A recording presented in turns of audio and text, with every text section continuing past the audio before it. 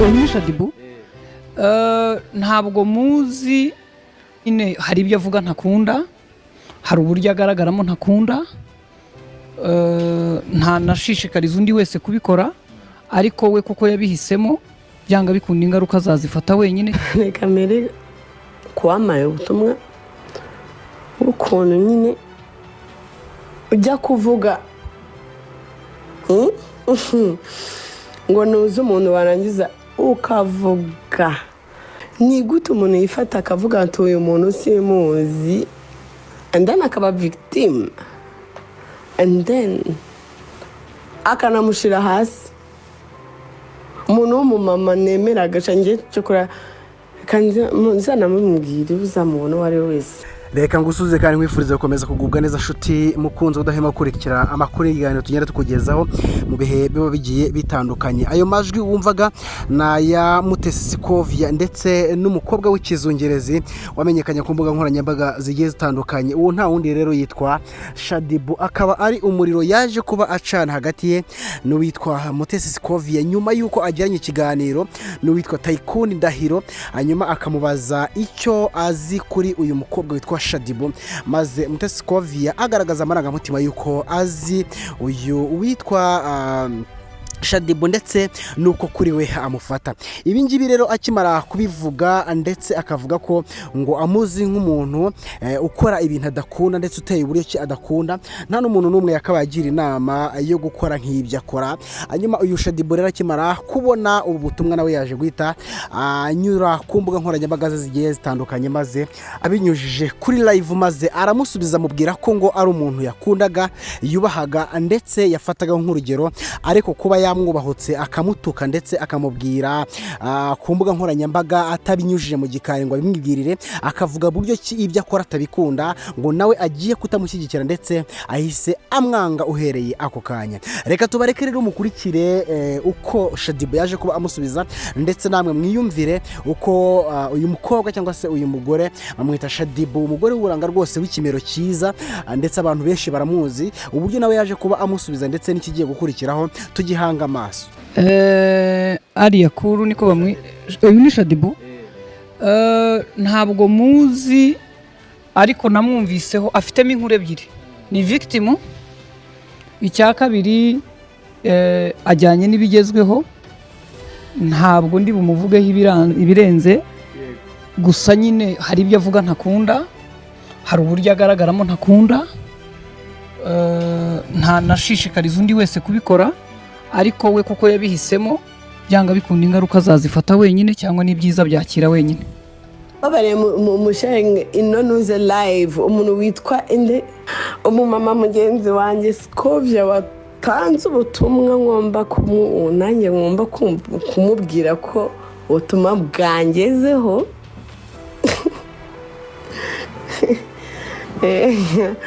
Yeah. Ahantu kubivuga gutyo. Okay, wenda we yarari muri interview, ariko iyo interview ntabwo nayijyamo, ariko hano kuri nuza kuri social media birihuta cyane, easy way. So mu gihe pisikere yataraza, reka mbere kuwamaye ubutumwa ukuntu nyine ujya kuvuga ngo nuze umuntu warangiza ukavuga isumbazi ibintu bye byose wanga ariko sha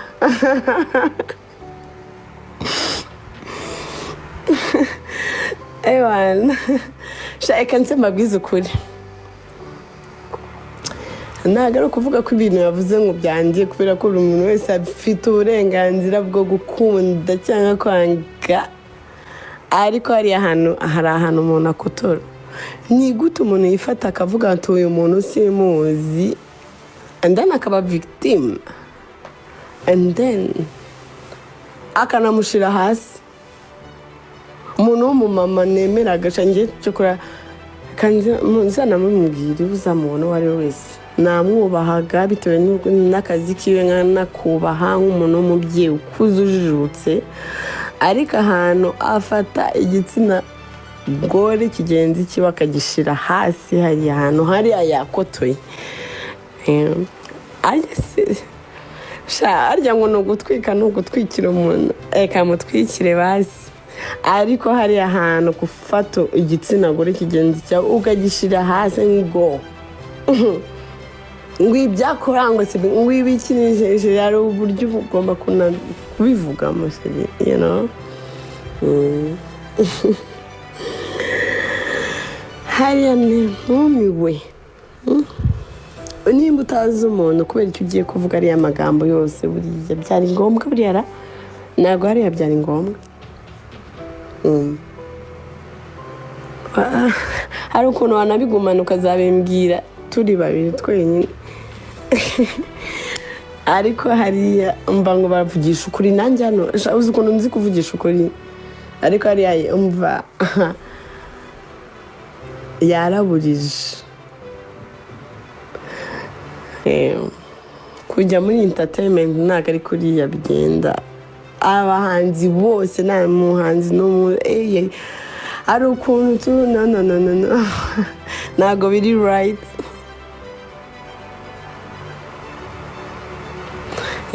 tina ngambwira nawe ngambwira ko nanjye nari nzi ko atanzi basi yavuga ngo simuza akikomereza nk'uko ahandi yikomerezaga biriya byose yashakaga yari ari kumamagara ariko by the way so ibintu mvuga byose n'ubundi ibyo mvuga ntabwo abikunda reka nivugike iyi ni imihanda uyijemo uruvuga garukiraho ntabwo njye nivanga mu bintu bya politike ariko rero hano ni entertainment so no yibeshye yayobye inzira yayobye inzira tugomba kubahana tugaca bugufi ariko nta mpamvu yo kwinjirira umuntu just like that ko nanjye ntabwo nyamwinjirira cyangwa se sinigeze mwinjirira ariko kuza akavuga amagambo nk'ariya nta na kimwe pe usibye kumucishamo ijisho good morning nta muntu ujya umbabaza sheri iyo nababaye ntabwo njya mvuga se mugere rero ndi kuvuga ni ukuvuga ngo ntabwo mba mbabaye ahubwo nuko mashaka kubabwira tu nanjye ntumbyukireho wagize imana nuko nararyama ngo mbyukire ibumoso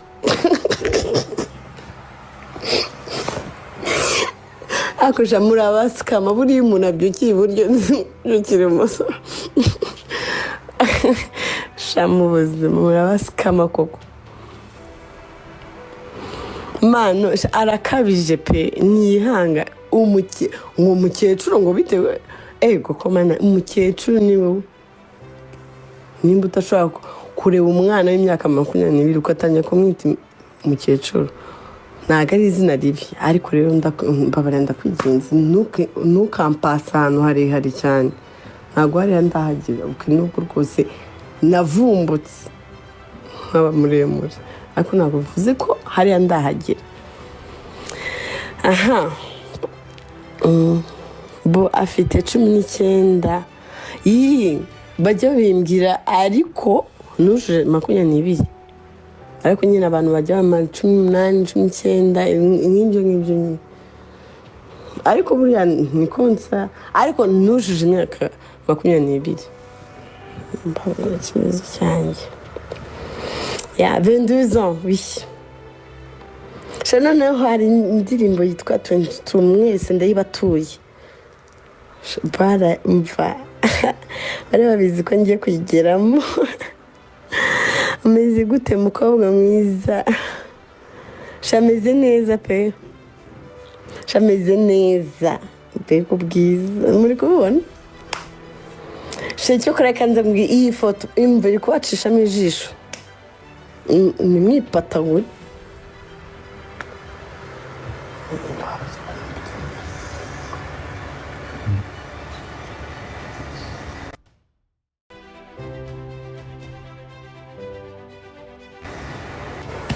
nari nsaze iyi alamu nayo ewana nzayirya Egypt shisika abantu basiga bajya mu rukundo nayo se abakobwa barasaze ariko abakobwa ni insazi koko nubwo nanjye rwose ariko rero igitsina gore nimba ari urukundo ese ruriya rukundo ni urwahe ku buryo ujya gukunda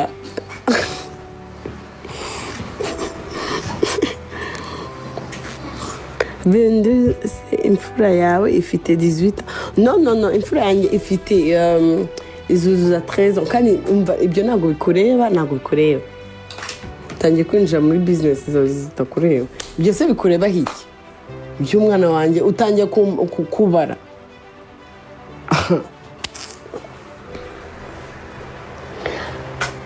abana bakorera imbere ngo iki nakoreye imbere kandi ibyo ntabwo bikureba niba utakoreye imbere kazi yawe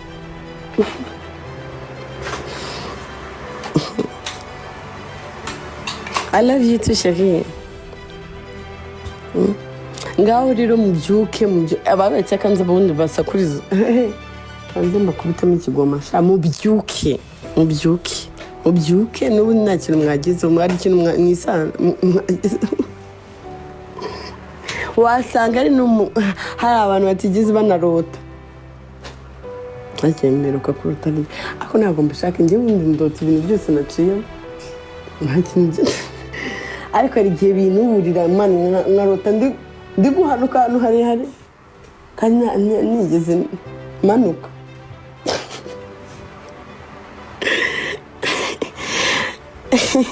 ariko ikintu nuko nirirwa ndwana n'intare nkazica umunwa nabaye Samson n'umugore